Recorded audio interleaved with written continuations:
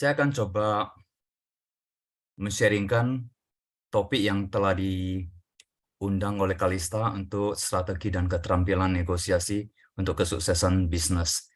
Tadi Mbak Suroya telah menyampaikan bahwa dalam konteksnya negosiasi, pasti kita selalu berhadapan dengan hal tersebut.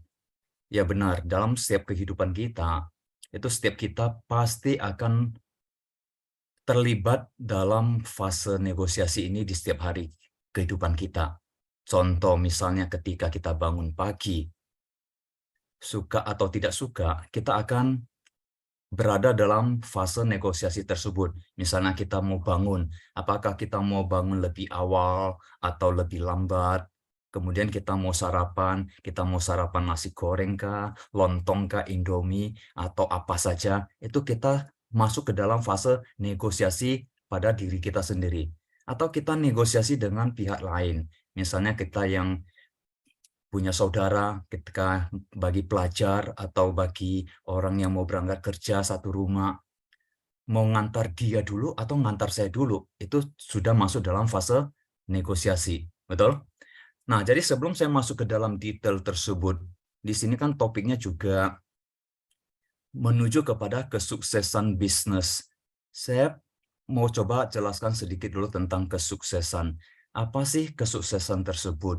Sehingga setiap kita, hampir setiap orang, baik dia remaja atau dewasa, mau cewek atau cowok, mau karyawan atau bos, mau pelajar atau siapa saja, pasti setiap orang pengen sukses. Oh ya, sebelum saya lanjut, saya mau sampaikan bahwa kalau ada pertanyaan, nanti kalian dicatat aja setelah nanti dalam 1 jam ini saya akan presentasikan dan kita akan diskusi. Jadi pada saat nanti diskusi, mungkin pertanyaan-pertanyaan baru dilontarkan supaya kita lebih teratur dan bisa selesaikan PowerPoint-nya dalam tepat waktu. Jadi saya mau tanya, apa itu kesuksesan? Sebelum saya lanjut, ada yang mau jawab? Mungkin dari Bu Soraya boleh kasih kesempatan kepada para partisipan untuk boleh respon, Baik, boleh di-unmute. Apa arti kesuksesan? Mungkin beberapa orang coba paparkan tanggapan mereka tentang apa itu kesuksesan. silakan Bapak Ibu, ada yang ingin menjawab apa itu sebuah kesuksesan?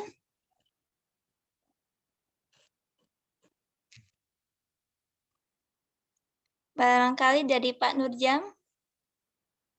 Harapan tercapai. Harapan yang tercapai. Ada lagi?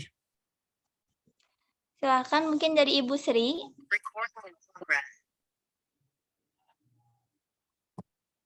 Mungkin dari Pak. Bagaimana bisa diulang, Ibu?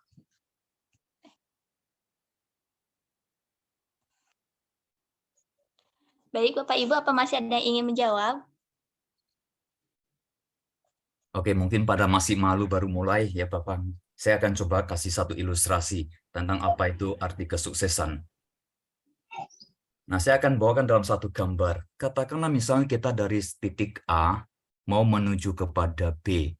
B tersebut adalah tujuan dari seseorang dari titik A menuju ke titik B. Selama ini banyak orang selalu menganggap bahwa apabila si orang tersebut, baik karyawan, baik pelajar, atau siapa saja, ketika sudah berada di titik B, baru dikatakan dia sudah sukses. Nah, kalau ini yang dalam tanggapan orang atau dalam pemikiran orang sedemikian rupa, maka tidak heran di dalam kehidupan ini, dalam dunia ini, banyak orang lebih banyak tidak sukses daripada orang yang sukses.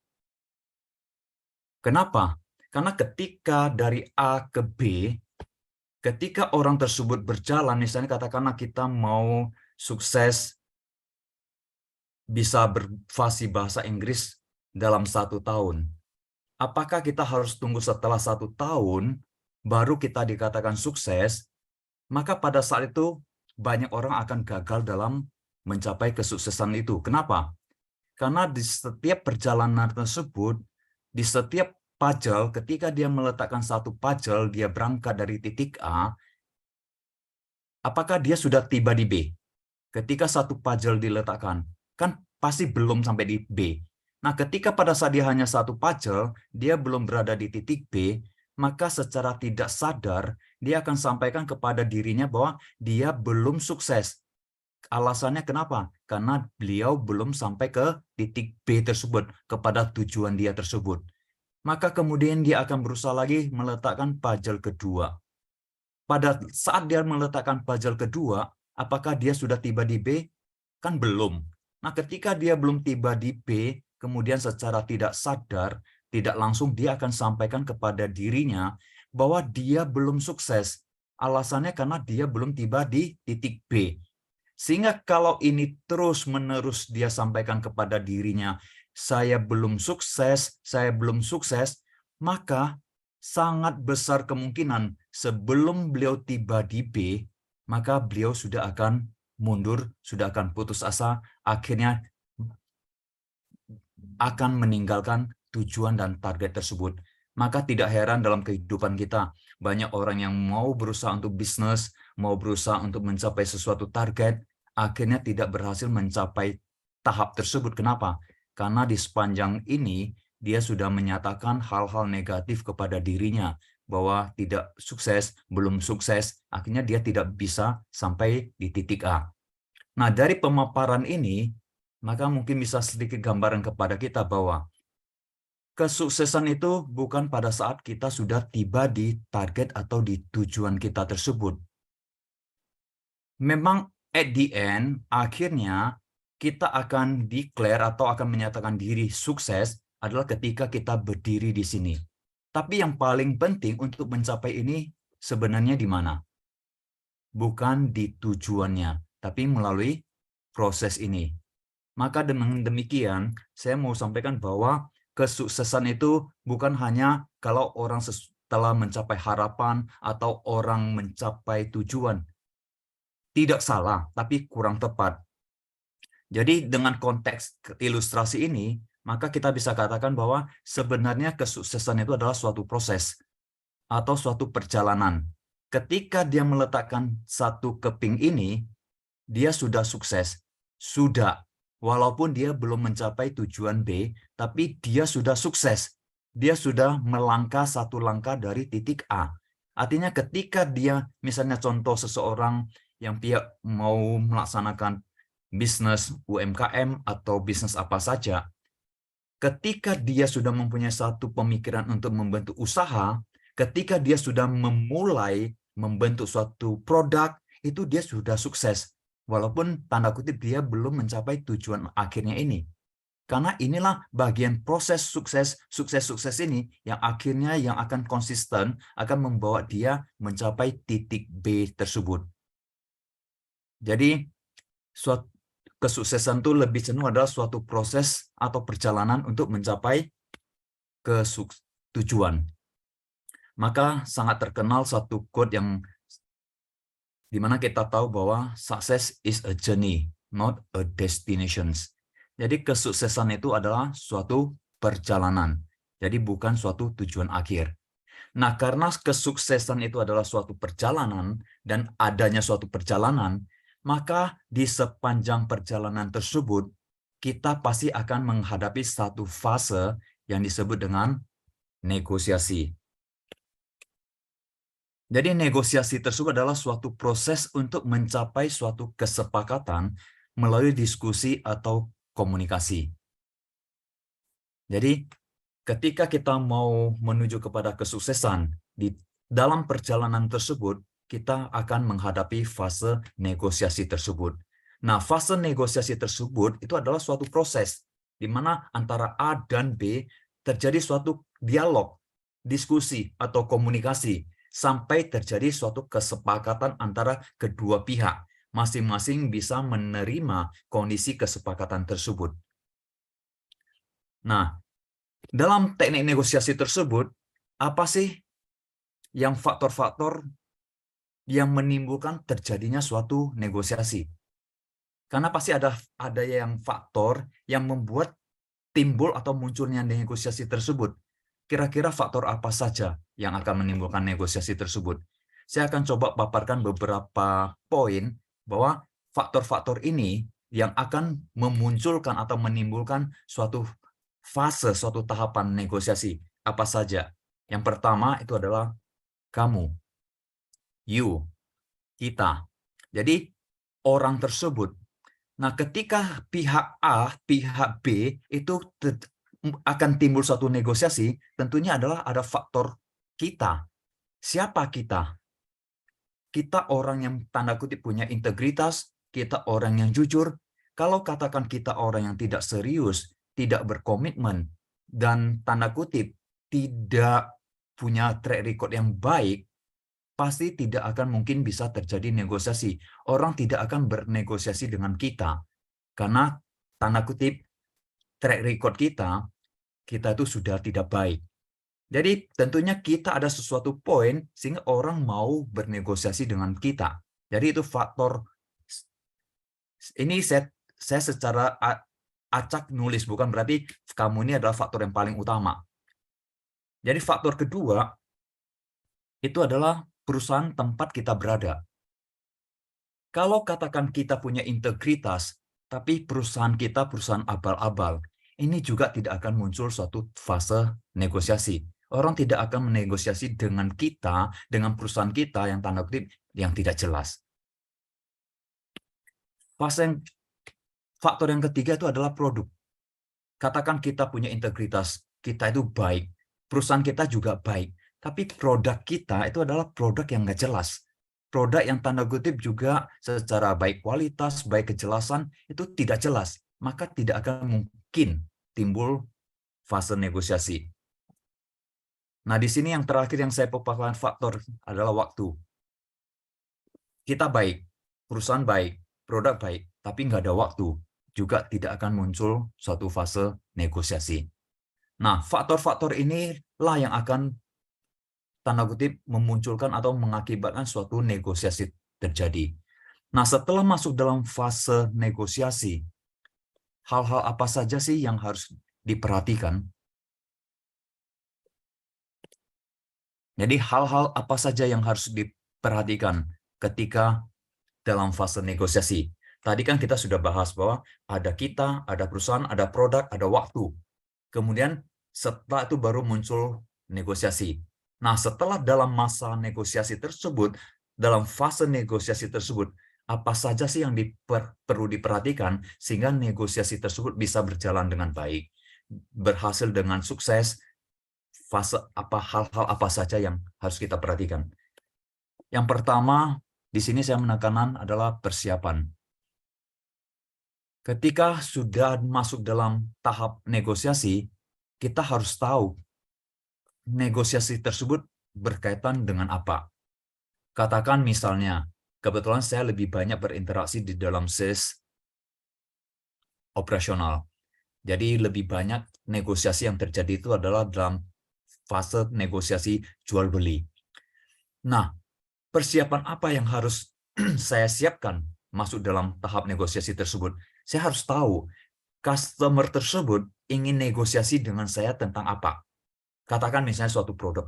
Maka saya harus persiapkan diri untuk produk tersebut, saya harus kuasai minimal produknya seperti apa, produknya buatan mana, produknya dengan kondisi apa, speknya seperti apa, fiturnya seperti apa, secara lengkap, detail saya harus persiapkan diri. Kemudian saya harus persiapkan apa? Mental saya. Kemudian saya harus persiapkan apa? Waktu saya. Kalau saya lengah dalam persiapan tahap awal ini, maka itu juga tanda kutip akan mengakibatkan sesuatu yang tidak baik akan terjadi. Kemudian yang kedua apa? Mendengarkan. Setelah segala persiapan sudah, kemudian kita masuk dalam negosiasi, kita harus mendengarkan dengan seksama dan dengan teliti. Kita harus menyimak pembicaraan dengan sang lawan kita. Kita menyimak, coba analisa poin-poin apa yang tanda kutip menjadi concern-nya sang lawan tersebut. Dia concern di sisi apa? Kualitas kah? delivery time kah, kualitas kah, support kah, atau apa saja yang kita harus nyimak. Kemudian setelah itu kita ingat dan kita buatkan summary di dalam catatan kita. Kemudian tentunya ketika dalam negosiasi kita harus percaya diri terhadap diri kita sendiri, percaya diri terhadap perusahaan kita, percaya diri terhadap produk kita, percaya diri dalam pertemuan tersebut. Dan kemudian kita juga harus antisipasi. Antisipasi ini artinya bahwa kita jangan terlalu underestimate atau terlalu anggap remeh bahwa dalam negosiasi kita pasti menang. Kita harus antisipasi hal terburuk apa tanda kutip yang kita harus siap hadapin. Dan kira-kira apa sih yang jadi sangat concern yang akan mempengaruhi negosiasi tersebut. Kita harus antisipasi. Kalau plan A-nya tidak berjalan, kita harus punya backup plan B atau plan C, bahkan beberapa plan yang akan memenuhi kebutuhan customer atau lawan kita tersebut. Dan di sini juga waktu.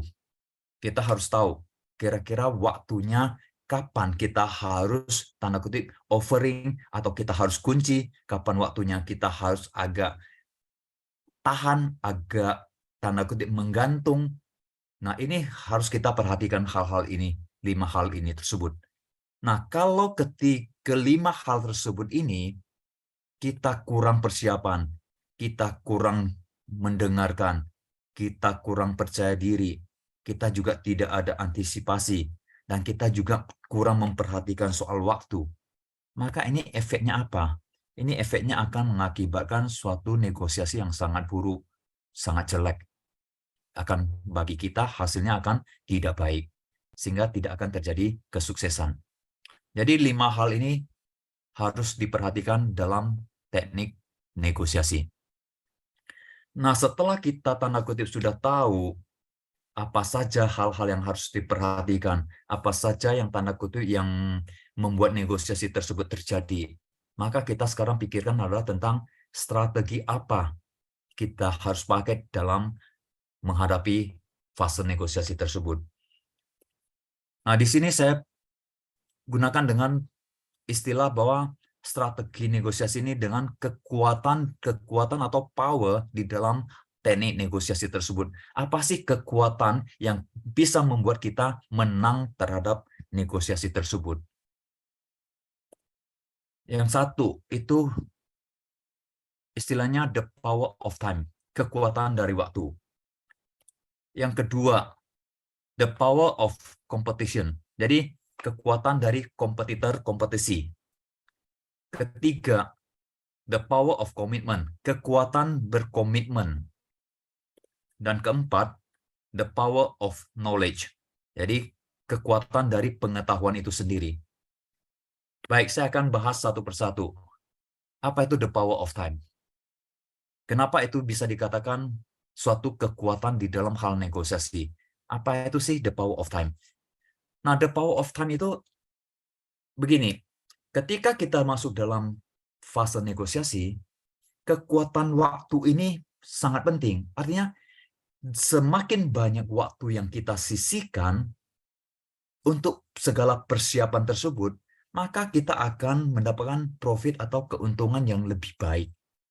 Artinya ketika masuk dalam fase negosiasi, waktu yang kita sisihkan untuk kita pelajarin tentang kebutuhan customer-nya apa, kapan keperluannya, dan siapa yang akan mengambil keputusan, siapa yang akan mempengaruhi terjadinya transaksi tersebut, dan berapa lama waktu yang bisa mereka terima untuk kebutuhan mereka tersebut. Kemudian, apakah di pasar tersebut seperti apa? Yang kedua, market competition.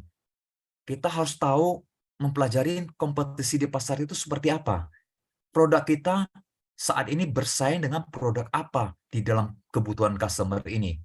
Apakah produk A, produk B, produk C, ada berapa produk yang sedang berkompetisi. Kemudian produk kelebihan mereka apa, kekurangan mereka apa, posisi stok mereka seperti apa, delivery time-nya seperti apa, dan hal-hal lainnya seperti apa. Kemudian yang ketiga adalah resikonya. Kita pelajarin resiko ini seperti apa. Kalau resiko ini, integritas dan komitmen customer ini seperti apa? Apakah customer ini termasuk customer yang tanda kutip di pasar terkenal dengan customer yang tidak bertanggung jawab atau seperti apa? Kita harus gali. Nah, jadi the power of time ini kenapa kita katakan kekuatan yang penting?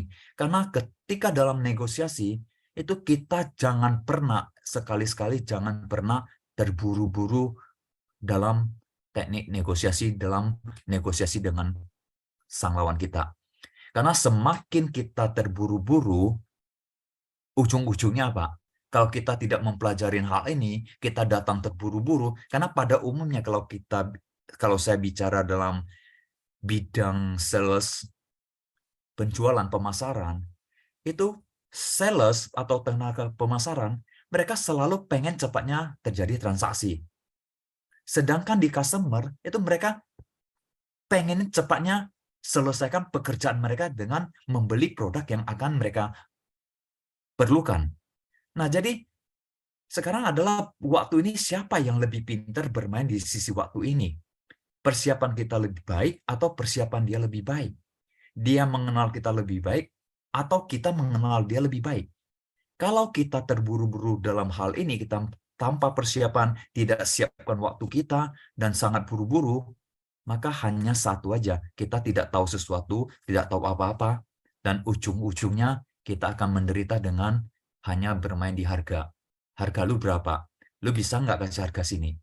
Lu bisa nggak kasih harga nih? Katakan di pasaran adalah kita tahu kompetitornya bermain di harga 1.000. Kemudian karena kita tidak tahu apa-apa, customer tanda kutip bilang bahwa oke, kamu kasih saya harga 600. Kalau enggak, kamu loss. Karena kita tidak tahu apa-apa, kita tidak siapkan waktu untuk mempersiapkan diri, kita nggak tahu harga pasar kompetitor seperti apa, dan kita maunya buru-buru terjadi transaksi, kita takut loss, kita takut kita kalah, akhirnya kita menerima harga 600 tersebut. Padahal kalau kita tahu semuanya ini, mungkin kita bisa dapatkan deal negosiasinya yang lebih baik, mungkin kita bisa dapatkan harga misalnya 990 atau 995. Jadi hal ini yang disebut dengan kekuatan dari waktu. Sampai di sini ada yang bertanya atau pertanyaan sampai di terakhir saja? Gimana, moderator? Ini sudah ada yang raise hand, Pak. Apa mau sekarang kita mengikuti dari Bapak saja? Oke, bebas. Kalau ada yang mau raise hand, pertanyaannya related atau tidak related? Masih related? Atau mungkin Pak bisa disatukan saja di akhir. Oke. Oke, kalau begitu saya akan lanjutkan. By the way, terlalu cepat enggak pemaparan saya? Tidak, Pak, sudah cukup. Bisa ya, bisa terima ya. Bisa, Pak. Oke. Next saya akan sampaikan ke next-nya adalah yang kedua, yaitu the power of competitions. Jadi kekuatan dari kompetisi. Apa itu yang dimaksud dengan the power kekuatan kompetisi? Jadi hal ini adalah kita tentang kompetitor tadi. Siapa sih kompetitor kita? Semakin kita mengetahui tentang kompetitor kita, maka semakin akan kita mendapatkan benefit atau keuntungan untuk mendapatkan deal. Katakan kita ada tanda kutip suatu negosiasi dengan satu customer.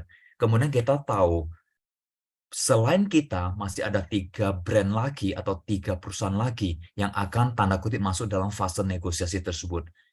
Nah, brand tersebut, perusahaan tersebut kita tahu, oh si A dia bawa produk ini dengan spesifikasi seperti ini, dengan fitur seperti ini, dengan kualitasnya seperti ini, desainnya seperti ini, reputasinya di pasar seperti ini, supportnya seperti ini, stok saat ini mereka ada stoknya berapa banyak, harganya dan promosinya mereka seperti apa. Kemudian kompetisi yang B, kita juga tahu kualitas seperti apa, desainnya seperti apa, reputasinya seperti apa, support stok dan pricing promonya juga seperti apa.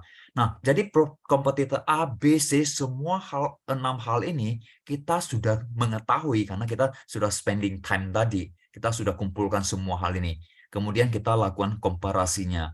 Dan kemudian dari komparasi tersebut, kita lihat antara A, B, C, kekuatannya di mana, kelebihannya di mana. Kemudian setelah itu kita akan meng-highlight atau menggarisbawahi benefit-benefit apa dari produk kita yang akan memberikan suatu cost atau suatu cost itu berarti suatu apa ya? Suatu biaya terhadap customer tersebut membeli produk kita seperti apa. Dengan biaya tersebut yang sedemikian efektif, dia akan mendapatkan produktivitasnya seperti apa. Jadi kita akan paparkan dengan mengambil produk kita dibanding yang lain, cost kita akan lebih efektif, lebih ekonomis, lebih menguntungkan. Produktivitinya menghasilkan lebih baik. Nah, hal-hal ini kalau kita sudah pelajarin dan kita sudah dapatkan kompetisi the power of competition ini, maka ini akan mempermudah kita untuk memenangkan suatu negosiasi. Nah, yang ketiga, the power of commitment. Komitmen, kekuatan dari suatu komitmen. Apa tersebut? Mengapa itu perlu? Karena komitmen itu adalah adalah kunci untuk menciptakan kepercayaan dan respect. Jadi suatu dihormatin dan dipercaya. Jadi kalau kita seorang penjual, tenaga pemasaran, atau kita yang masuk dalam negosiasi, kita adalah seseorang yang berkomitmen, maka ini akan menimbulkan suatu kepercayaan dan suatu hal yang akan dihormati oleh sang lawan kita. Jadi komitmen tersebut adalah terhadap komitmen terhadap perusahaan, komitmen kita terhadap customer kita, komitmen terhadap produk kita, komitmen terhadap pelayanan kita, support kita. Jadi kalau hal ini tanda kutip kita sudah mencetak track record tersebut di mata customer bahwa oke, ini adalah si A yang akan negosiasi dengan saya. Oh, dia ini adalah seseorang yang sangat komitmen. Dia sudah sangat loyal terhadap perusahaan dia. Dia sangat komitmen terhadap customer. Dia akan fight untuk customer. Dia akan membela customer untuk kepentingan dan benefitnya customer. Dia melihat, dia memposisikan diri dia menginjakkan kaki dia di sepatu customer-nya. Kemudian terhadap produk, dia kuasai produk. Dan dia komitmen memberikan produk yang baik. Kemudian support-nya, dia pelayanannya baik. Nah, kalau hal ini tanda kutip ada suatu komitmen yang baik, maka trust dan respect tersebut akan semakin tinggi kepada orang tersebut. Sehingga akhirnya akan menimbulkan apa? Suatu confidence, suatu kepercayaan diri yang makin tinggi. Kemudian suatu kesetiaan kepada kita. Kemudian suatu pride, kebanggaan. Nah, kalau ini semuanya tercipta, maka seorang tersebut masuk dalam negosiasi akan memberikan suatu keuntungan dan akan lebih cenderung memenangkan negosiasi tersebut. Kemudian yang terakhir, the power of knowledge. Knowledge, kita tahu bahwa knowledge itu ada sesuatu pengetahuan. Selain knowledge tentunya skill. Kalau kita tidak punya knowledge, maka skill kita juga tidak akan terbentuk karena kita tidak tahu produk tersebut. Jadi knowledge ini penting karena knowledge ini akan, kalau ada satu quote yang saya coba kutip itu adalah knowledge will bring you the opportunity to make a difference. Jadi dengan ada suatu knowledge, maka akan membawa kita mendapatkan suatu kesempatan untuk berbeda. Misalnya kita mau bentuk suatu perusahaan, saya mau membentuk, tanda kutip, saya mau buka suatu UMKM tentang misalnya katakan produk kopi. Maka saya harus punya pengetahuan terhadap kopi tersebut. Saya harus tahu bedanya apakah Arabica, apakah Robusta. Arabica itu seperti apa, Robusta itu seperti apa, kemudian teknik gongsengnya seperti apa, kemudian memberikan satu aromanya seperti apa, untuk mengurangi kadar asamnya kopi tersebut, saya harus melakukan proses apa.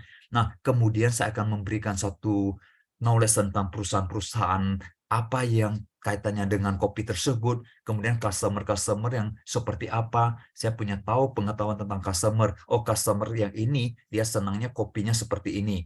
Dia senangnya kopi seperti yang A dan produk yang A. Kemudian si customer yang lain ini lebih senangnya seperti apa. Kemudian kita kuasai produk-produk tersebut. Kemudian kita kuasai pengetahuan tentang kompetitor. Bagaimana kompetitor saat ini berada. Kemudian pasarnya seperti apa. Kemudian tren pasarnya seperti apa? Apakah sekarang mereka lebih cenderung kepada yang blending atau pure atau seperti apa? Kemudian cara mereka mau minum kopinya, mereka mau minum kopinya seperti apa? Apakah latte, apakah cappuccino, atau espresso, atau apa? Kemudian kita harus tahu juga tentang ekonomi tren ekonomi saat ini seperti apa. Nah, kalau kita menguasai hal-hal itu dengan sangat baik, maka ketika masuk dalam fase negosiasi, ketika komunikasi dengan sang lawan, maka kita akan menguasai, dan ketika kita menguasai dengan sangat baik, customer tersebut akan melihat kita dengan berbeda. Jadi make a difference, sehingga kita potensi untuk memenangkan negosiasi tersebut juga sangat tinggi atau pasti lebih tinggi. Nah, ini ini knowledge ini yang keempat. Jadi saya coba hanya kutip 4 strategi di dalam teknik negosiasi yang saya sering gunakan di dalam pengalaman saya dalam berinteraksi dengan para klien. Nah, sekarang untuk supaya saya bisa menguasai lebih baik dan lebih baik lagi, sehingga keterampilan negosiasi saya akan lebih baik dari hari ke hari, maka saya harus lakukan apa? Saya harus lakukan praktek terhadap semua yang baru saja saya tadi paparkan. Hal apa tersebut saya harus praktekkan, kemudian tentang posisi apa, pengetahuan kekuatan apa, saya harus praktekkan terus-menerus. Nah, maka saya sarankan Anda-Anda yang audiens di sini juga coba pelajarin dengan latihan dan praktek secara rutin ke-7 habits ini. Yang 7 habits ini sangat populer dan sudah dibukukan oleh Stephen R. Covey, yaitu ada 7 habits yang bisa kita rutin praktekkan terhadap teknik negosiasi tersebut. Kita proaktif. Yang pertama kita proaktif. Kita proaktif untuk terus melakukan hal-hal tersebut. Menggali apa yang harus kita gali, mempelajari apa yang harus kita pelajari. Kemudian kita bikin with the end in mind. Kita harus punya satu target dulu. Kita mau seberapa lama kita mencapai tujuan tersebut. Mau seperti apa ujungnya tersebut, goal atau sasaran kita. Yang ketiga, put first thing first. Prioritas kita di mana? Kita mau jadi seorang negosiator yang baik. Tapi dalam sehari-hari kita, prioritas kita di mana? Apakah kita prioritasnya kita mempelajari hal-hal tentang kaitannya negosiasi tersebut, atau malah kita bermalas-malasan? Kemudian think win-win. Kita harus berpikir think win-win. Ini think win-win ini juga dalam fase negosiasi itu juga penting. Kapan kita harus membuat customer merasa dia juga menang, sehingga akhirnya dia memberikan PO ke kita, akhirnya kita juga menang. Jadi sama-sama berpikir win-win. Nah, di dalam hal yang kelima ini, juga dalam praktekkan dalam teknik negosiasi juga sangat penting. Ketika kita seek first to understand and then to be understood, kita harus memahami dulu apa yang maunya customer, supaya kita bisa mengerti kemauan dia apa, supaya kita juga bisa dimengerti. Kalau kita sudah mengerti, oh target dia sasaran dalam negosiasi tersebut, rupanya dia maunya mendapatkan harga segini. Ya udah, pada saat kita memahami dia, maka kita akhirnya juga pasti akan dipahamin oleh dia. Kemudian semua habit-habit tersebut, kebiasaan tersebut, kemudian kita kombinasikan, kita sinergikan dari 1 sampai ke 5. Terus kita sinergikan, dan kemudian yang terakhir kita sharpen the saw. Artinya kita ulangi lagi. 1 sampai 6-nya kita ulangi lagi. Next-nya kita ulangi lagi. Kita praktekkan lagi. Praktek terus-terus. Sampai at the end, kita akan menjadi seorang negosiator profesional. Saya kira demikian pemaparan saya hari ini untuk strategi dan kemampuan negosiasi untuk mencapai suatu kesuksesan. Waktu selanjutnya saya serahkan ke moderator. Baik, terima kasih Pak Tony. Sangat luar biasa sekali pemaparan materi hari ini. Baik Bapak Ibu, sekarang kita sudah masuk di sesi tanya jawab. Silahkan bagi Bapak Ibu yang ingin bertanya bisa menuliskan pertanyaannya di room chat atau bisa meng-on-kan audio, tapi terlebih dahulu silahkan Bapak Ibu untuk raise hand. Baik Pak Tony, sekarang sudah ada yang raise hand dari Pak Nurzam. Silahkan Pak Nurzam bisa meng-on-kan audio. Ya, silakan.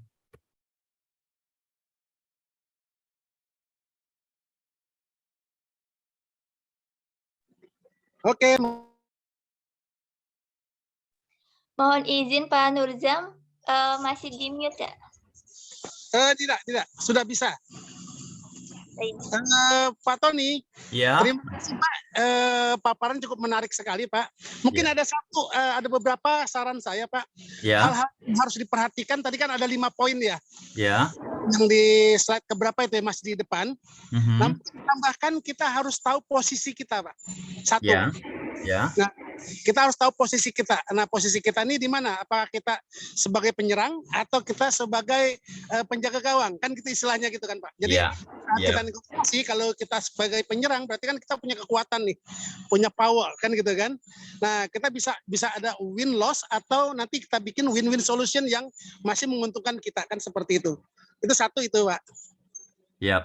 Saran saya itu ya, satu itu. Ya, itu saya nggak paparkan. Itu sebenarnya lebih kepada hasil dari negosiasi. Hasil negosiasi ketika posisi kita mau bermain dengan teknik negosiasi tadi, win-win, atau win-loss, atau loss-win. Itu saya nggak paparkan memang, Pak. Karena saya lebih mengarah sesuai temanya, ke strategi dan keterampilannya. Betul. Nah, maksud saya, kalau seandainya kita tahu posisi kita, berarti kita lebih mudah untuk saat kita bernegosiasi, kan seperti itu, Pak. Yang tadi Pak, persiapan itu sudah mencakup semua Pak. Jadi persiapannya adalah kita mempersiapkan diri kita, kemudian kita tahu mental kita, kemudian kita pelajarin tentang customer ini background-nya seperti apa. Iya. Itu jadi saya masukin ke dalam satu konteks itu persiapan Pak. Oke, itu yang pertama Pak. Yang kedua kan bukan hanya bicara soal customer atau apa. Mungkin salah satunya kita negosiasi untuk menyatukan satu perusahaan. Misalkan seperti itu. Nah, misalnya kita mau mengakuisisi atau kita mau istilahnya merger kan begitu kan. Nah, ini juga jadi negosiasi itu bukan hanya sebagai customer dengan kita sebagai mungkin produsen dengan konsumen kan seperti itu.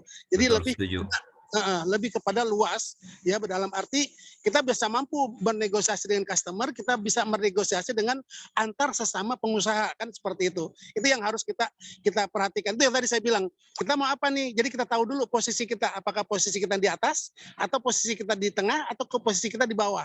Kalau di bawah berarti kita mengharapkan untuk merger dan kita menerima, misalkan kita tetap walaupun kita di bawah tetap kita mengharapkan bisa win-win solution atau win loss, tapi lossnya pun tidak terlampau jauh sekali lossnya seperti itu Pak.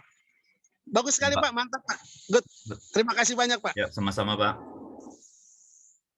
Ya itu aja Pak, terima kasih. Sama-sama Pak, makasih. Baik, terima kasih Pak Nurzam. Baik, Bapak Ibu silahkan jika ada yang ingin ditanyakan, bisa menuliskan di room chat atau bisa meng-on-kan audio, tapi raise hand terlebih dahulu ya. Baik, ini sudah ada Pak Andi. Silakan Pak Andi untuk meng-on-kan audio. Iya, baik. Terima kasih. Suara saya terdengar bagus, Pak? Sudah, Pak. Iya, baik. Tadi saya maksudnya agak terlambat, tapi itu secara keseluruhan saya menarik sekali terkait untuk bagaimana Pak kalau startup kan biasanya untuk memahami dari dirinya sendiri, termasuk produknya dan lain-lain kan biasanya kalah gitu kan, kalah dengan yang lainnya. Gimana caranya supaya kita tidak berupaya untuk bersaing dengan pihak lain, tapi coba kita mencari hal-hal yang bisa menjadi bolong-bolong yang tidak ada di yang lain. Itu apakah itu menjadi satu strategi yang baik juga enggak Pak, yang terkait dengan ekspansi bisnis kita? Itu sedikit tidak berkaitan dengan negosiasi ya, tapi saya paham maksudnya Bapak. Nah, tadi saya ada sampaikan bahwa ketika dalam teknik negosiasi, kita harus ada suatu persiapan. Kita harus tahu tentang customer kita, tentang produk kita, tentang pasarnya seperti apa, tentang trennya seperti apa. Nah, untuk Bapak startup, Bapak harus tahu dulu Bapak mau positioningnya di seperti apa, di titik apa. Bapak mau bersaingnya secara startup dengan pemain yang mana. Jadi Bapak harus mengkaji dulu saat ini startup itu ada berapa. Misalnya Bapak kaji yang ada keterkaitannya dengan startupnya Bapak itu tanda kutip si A, si B, si C, dan si D. Misalnya katakan 4 ini yang lebih berkaitannya dengan startupnya Bapak. Nah, Bapak pelajarin keempat ini seperti apa. Mereka kekuatan si A-nya, mereka lebih mengarah secara startupnya dia lebih mengarah konsennya ke sisi apa. Yang si B-nya, dia lebih ke posisi apa. Si C lebih posisi yang mana. D seperti apa. Setelah Bapak bandingkan, Bapak samarikan, nah Bapak lihat kekuatan Bapak untuk terhadap keempat ini, kekuatan Bapak lebih tingginya terhadap empat ini di sisi yang mana. Nah, setelah Bapak dapatkan hal tersebut, maka Bapak fokuslah di kekuatan tersebut, dikembangkan di situ. Nah, setelah Bapak kembangkan kekuatan tersebut berbeda dari keempat tersebut, inilah yang akan menjadi kekuatan Bapak ketika Bapak memajukan ke pasar, ke orang lain, dalam fase saat itu orang mau menggunakan startup Bapak, berarti terjadi fase negosiasi. Pada saat itu mereka melihat pemaparan Bapak, kekuatan Bapak, benefit bagi mereka seperti apa. Fiturnya apa sih startupnya Bapak yang kekuatannya? Benefitnya bagi saya apa? Nah, itulah yang akan membuat Bapak akan menang dalam negosiasi tersebut. Itu yang saya bisa sarankan, Pak. Baik, jadi intinya kita harus paham dulu gitu ya tentang Iya. kekuatan Iya. yang kita ekspor. Makasih banyak Pak. Nah, Ya, sama-sama Pak Andi. Baik, terima kasih Pak Andi. Baik Bapak Ibu, karena waktu kami terbatas, saya masih memberikan kesempatan untuk 2 orang penanya lagi. Silakan bagi Bapak Ibu yang ingin bertanya bisa raise hand atau bisa menuliskan pertanyaannya di room chat. Baik, di sini sudah ada yang Ini PowerPoint-nya saya stop sharing aja ya. baik Pak. Ini dari Pak Christine Hartanto. Bagaimana kita dapat mengetahui harga penawaran dari kompetitor yang ditawarkan ke konsumer, sedangkan konsumer tidak diberitahukan harga kompetitor? Silahkan Pak untuk menjawab. Ini adalah suatu pertanyaan yang sangat umum dan paling sering ditanyakan oleh khususnya salesman. Saya mau jual ke si A. Saya tahu ada beberapa pemain, ada beberapa kompetitor yang berkaitan dengan negosiasi saya terhadap proyek tersebut. Tapi pertanyaannya, masalahnya, harga kompetitor berapa? Nah, ini sebenarnya adalah beberapa teknik. Tentunya tekniknya ada beberapa, salah satu yang tanda kutip yang paling kalau memungkinkan adalah kedekatan.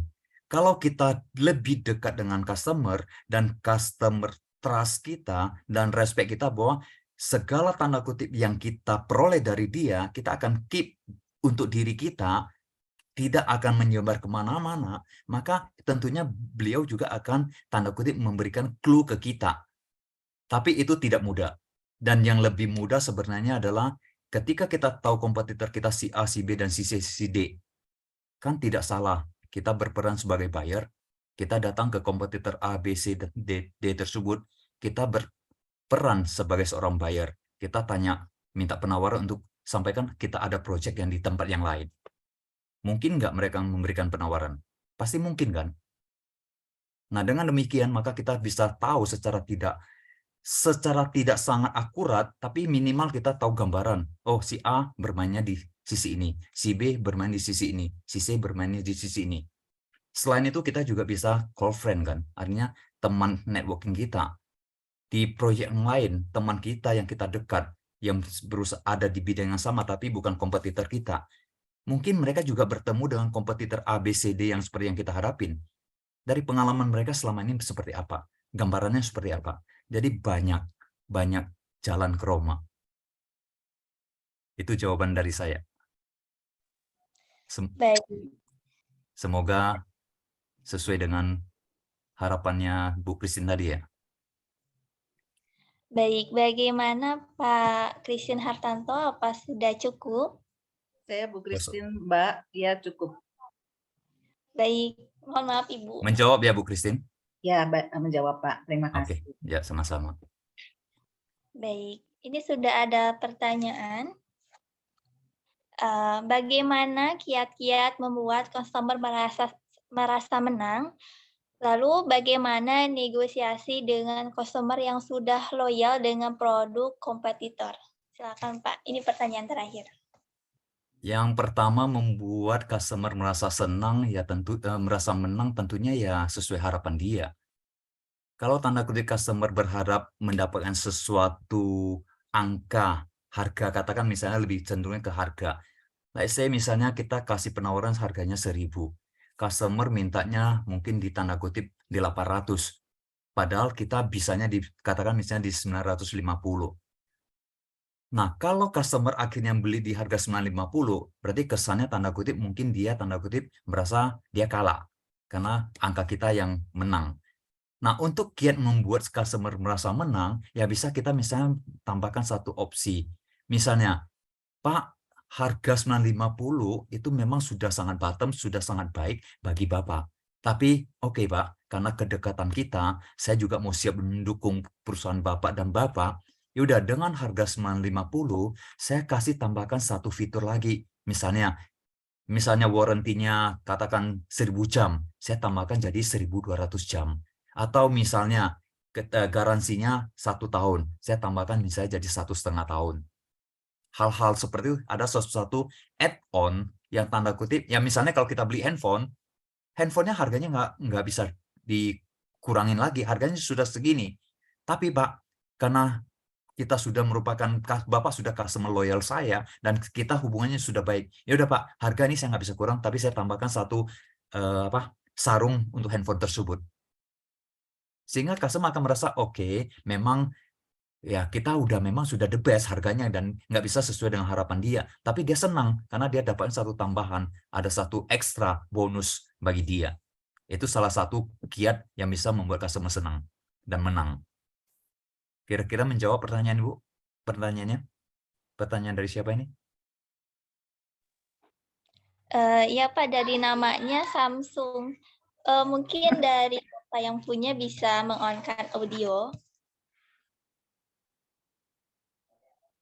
Ya, pertanyaannya tadi nomor 1 dari Samsung SM-F721B. Kira-kira menjawab nggak pertanyaannya Bapak atau Ibu? Mohon maaf tidak bisa on. Oke, nomor 1 sudah jelas. Nah, sekarang bagaimana negosiasi dengan customer yang sudah loyal dengan produk kompetitor? Ini tidak mudah. Karena namanya sudah loyal, kemudian tentunya dia sudah merasakan kenyamanan. Nah, tentunya ya kita harus menyampaikan, kita harus pelajarin produknya kompetitor seperti apa. Ada nggak fitur kita, kelebihan benefit kita yang jauh lebih baik dibanding kompetitor tersebut? Kalau fiturnya juga tidak lebih baik, kemudian support kita juga tidak mungkin lebih baik, harga kita apalagi juga tidak bisa lebih baik, ya ini pasti kita akan kalah dalam negosiasi tersebut. Nggak ada harapan untuk negosiasi tersebut. Karena tidak ada fitur sesuatu yang memberikan benefit bagi dia. Jadi kita harus cari, komparasikan antara produk kita dengan produk kompetitor. Strength dia apa? Kekuatan dia apa? Kelemahan dia apa? Dari sana kita bandingkan, baru kita ciptakan peluangnya seperti apa.